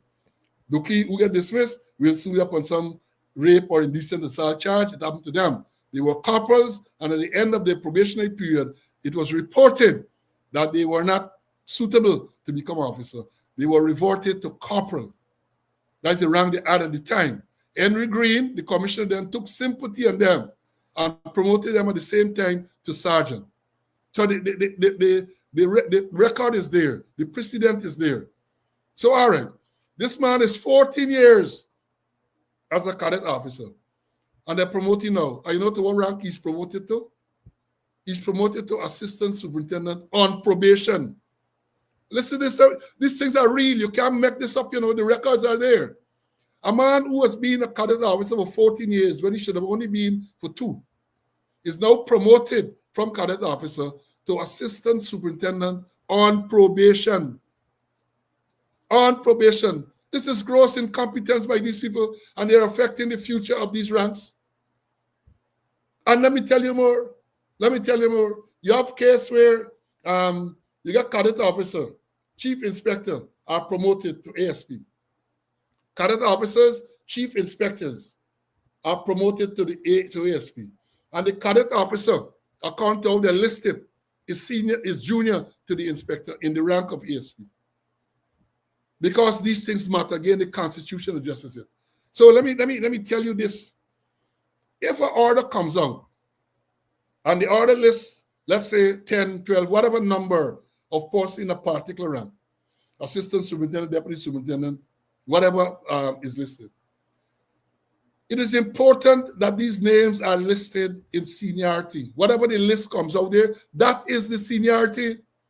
So if they got John Jones as number 1, Mary Smith as number 2. John Jones is seated to Mary Smith. And they have a case now where chief inspector got promoted same time with cadet officer, and they're listing the chief inspector above the cadet officer. That is wrong. It is wrong. They have more. Let me tell you more. They have inspectors and sergeant promoted to chief inspector. Inspectors and sergeant promoted to chief inspector. And at least 2 of the sergeants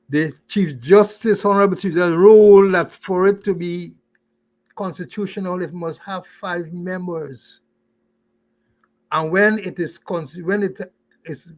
has 5 members fully constituted, 3 members could form the quorum, the chairman and 2 others. Now, let's look a bit about promotion. And when you're going to promote, there must be vacancies. When vacancy exists, then is when you could have promotion. The police force has a fixed establishment. 1 commissioner, so many deputy commissioners. I think there's supposed to be 6 now. So many senior soup, right down the line to constables. But when we look at this promotion, something is definitely wrong. They promoting more men than the establishment calls for. And when we look at it also, we want to know what's going on with the Ministry of Finance. Because as I know it, when you're going to apply for a salary, you have to give a background that show the establishment of the police force. 1 commissioner, so much deputy commissioners go along the line. But when we look at it, when we did a check, I think about a year and a half ago or thereabout, the police force was overstaffed with about 75 sergeants, and they continue to make promotions. It started with James, Leslie James, happy continue, and the rest continued it. The conform squatter going about the place and promoting people left, right, and center, especially at the lower ranks where you can only promote sergeants and corporals. Apart from this illegal announcement of promotion that they had, apart from it, a couple days ago, the conform squatter driving down a certain street and saw a rank and said, come, I got something for you. Look, I got 2 stripes, wear it now. And they had another instance where you drive around the road and stop and promote people. And this is what I mean. So you find that they're promoting people, more people in their ranks than the establishment.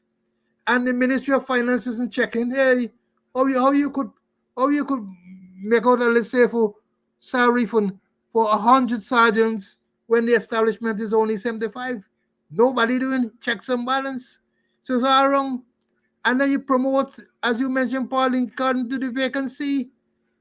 I remember when I got promoted to assistant commissioner, I was backdated 3 years.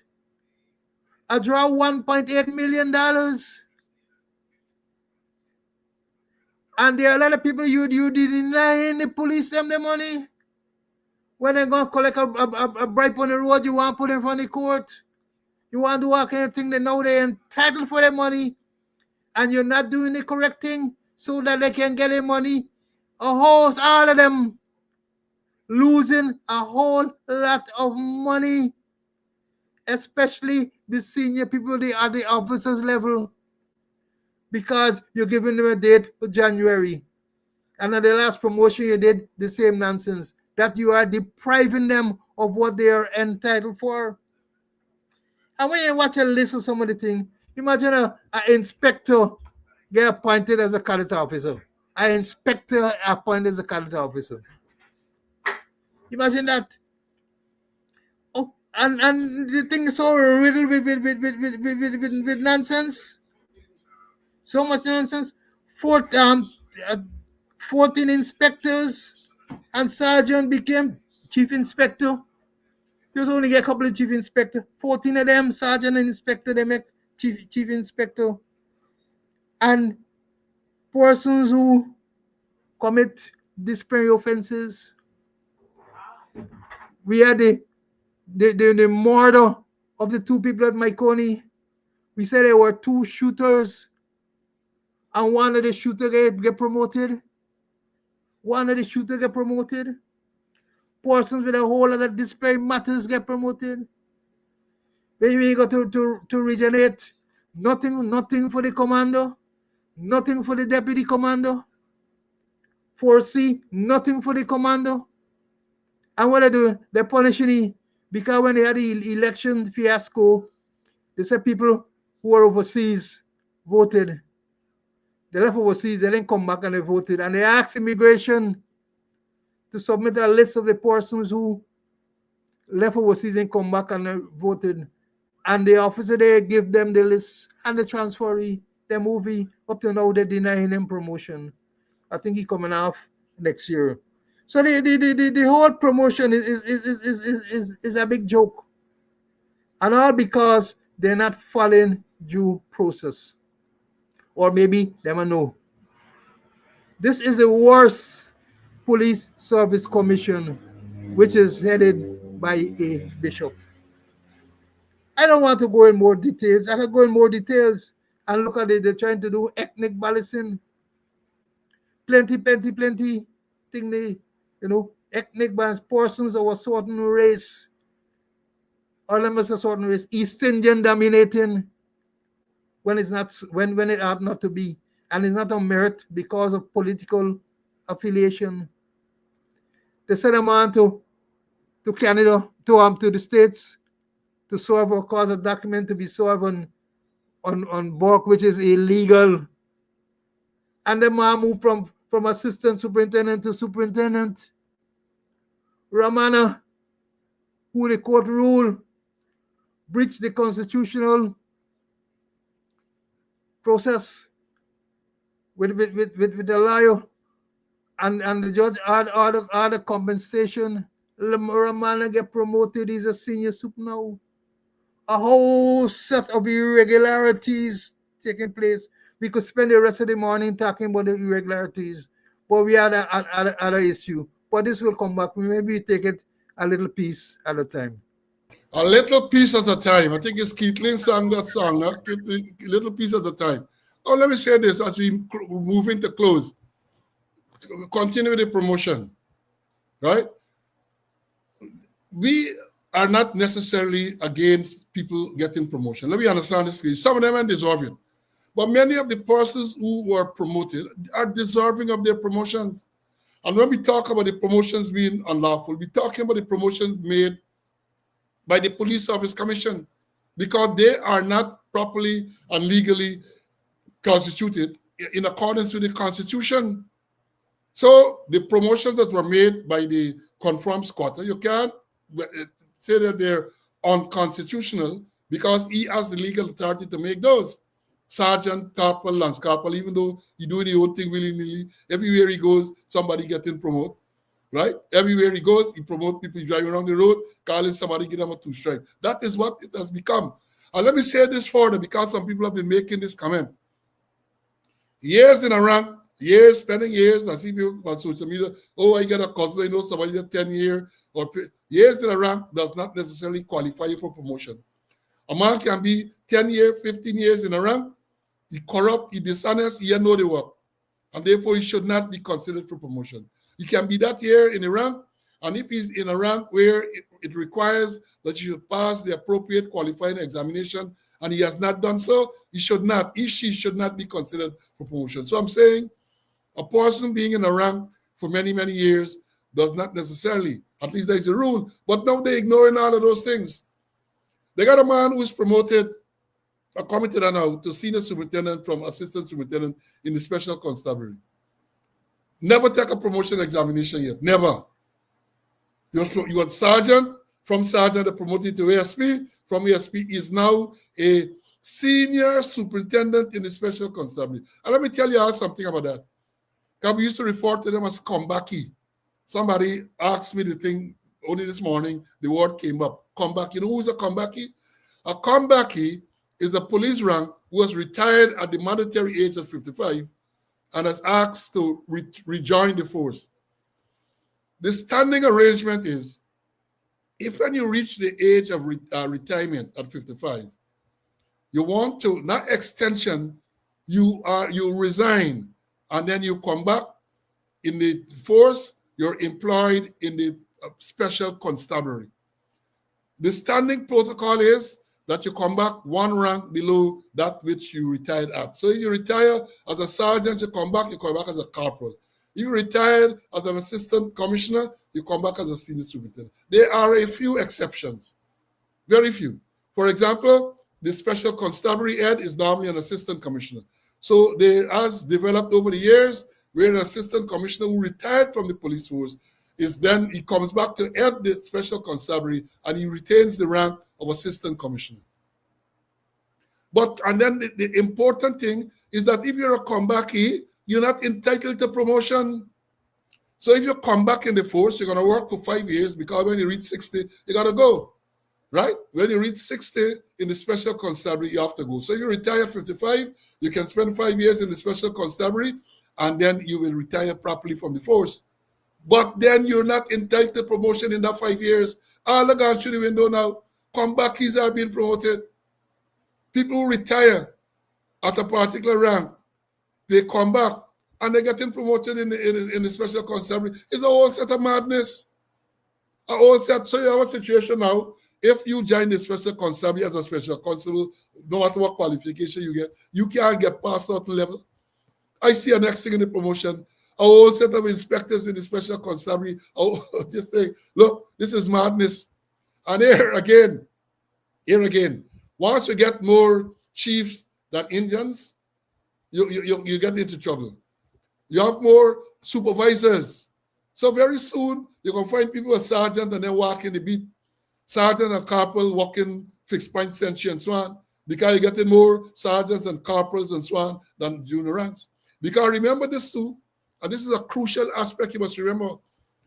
The police force, as we said before, has a fixed establishment. By their own admission, they are unable to attract and retain the number of ranks they should. So let me tell you this, y'all might not have recognized this. I know Winston and them, you don't get vacancies at the supervisory level, you know. You do not get vacancies at the supervisory level, at least so long. So they get a promotion, they fill all the corporal, lance corporal, sergeant, inspector, right up. Those vacancies are filled. But then the constable level is where the shortage there. And when the whole thing was designed, you ought to be called span of control. So one commissioner, so many people, one ASP to so many inspector, that gone through the window. So they can make sure all the supervisory levels are filled. But then who they supervising?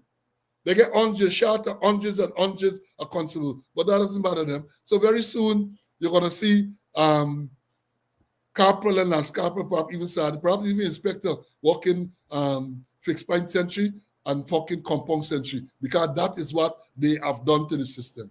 That is what they have done. We have lots more to talk about on the same issue, but we can come next day, as we said, we will give piece by piece. CC, please let me bring you for close, a very quick closing remark. Very quick. Go ahead.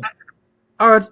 Quickly, we had a police officers conference, finished 4 days, finished on Saturday, and so far, not even a conference statement. Nothing from them, no conference statement, as we used to have. And more than that, these are the people who are talking about transparency. You know, they use the word very often, they're transparent. It is normal, at least it used to be, that at the end of the conference, a statement is issued for the public to understand what transpired. What transpired, what are some of your plans going forward. The commissioner, the opening day, he's planning oil and gas unit, and they're planning tourism unit. You know what we're talking about. We should have, we were to talk about this today, but time ran out. You get, over the past 2 weeks, about 14 people died on the road. I don't know if they discussed that. I saw a letter over the weekend where somebody is asking, did they discuss the issue with Brutus to make sure at least systems are put in place so that there's not going to be a recurrence? No, it's just a talk shop. You go there for 3 days, you talk and you eat and so on, and nothing serious comes out. At least we're not aware of anything, right? So that is it. And folks, as we wrap up now, let me again commend you, because we had a full gathering, full school this morning. People hanging on the window and all kind of thing. Folks, we are in a serious situation. with the Venezuelan threat, with the carnage on the road, West Coast Bobbies understand dengue fever. We are in a serious situation in this country, and I would think that we have a responsibility in the first instance to take care of ourselves and our families, we, the individuals, because it is clear that the government and them not do nothing. Come with enough talk, but they aren't doing anything that is making any impact. Come to the traffic, they had to respect the road. Then they had some other campaign, they said they started sometime last year. What has been the results of those things? Nothing, here. All we know is people dying like flies on the road. People are dying like flies on the road. And they are not doing anything to seriously address this indiscipline, to seriously address this situation that is taking lives. They're not addressing it. And I have no expectation, I have no hope that they will do anything in the near future. God spare life, when we come again, we're going to talk about traffic. The next scheduled program should be Wednesday. Those of you who have been in class, you know that I have to go to court on Wednesday morning. I am still hoping that, because based on what was disclosed when I went there on Wednesday the 26th, this Wednesday is supposed to be for the disclosure, where they are supposed to provide me with all the statements, with the evidence that they intend to use in this charge, where they charge me for what they call anonymity of complainant in press release. That is the charge, anonymity of complainant in press release. So they claim that they're going to be ready to provide me with the statements on Wednesday. So when I get there Wednesday morning, I'm hoping they are ready. And if they are ready and they provide me with the statement, then we ought to be able to get the program on Wednesday. So don't hold me to that, because it's not entirely in my control. It is not entirely our control. But the next program is scheduled to be on Wednesday, God spare life. So watch out, follow, and watch out to know if we're going to come at the regular time, 11 a.m. Eastern Standard Time or 12 o'clock Guyana time. Right? I'm hopeful that we can come at 12 o'clock Guyana time and bring you the credible, valuable information. Again, I implore you to stay well. Take care of yourself. You're on the road only. Last week, 2 people crushed. Truck crushed one man on the Linden Highway. Truck crushed somebody at Bagotville or somewhere on the East Bank there. Even motorcyclists, many of the accidents, motorcyclists, we're going to go into it in detail. But I'm not surprised, because when you drive around the space and you see all them type of daredevil maneuvers by the motorcyclists, maybe you want to know how more of them are dying. No helmet. Some of the people I see riding motorcycle, the age I show, they get license. But the traffic chief is now an assistant commissioner. The man across the river who presides over the most dangerous roads in the country, he moved from assistant superintendent to superintendent. So but it doesn't matter. You're going to be recognized once you get a certain texture of your, and you know the ERC, does monitor the program like this, the ERC, that I say that useless body, because if they couldn't investigate properly the allegation that Tom made, Ivor Tom, then they are useless. Folks, we got to meet again soon. God spare life. And in the meanwhile, I implore you to stay well until we meet again. Bye.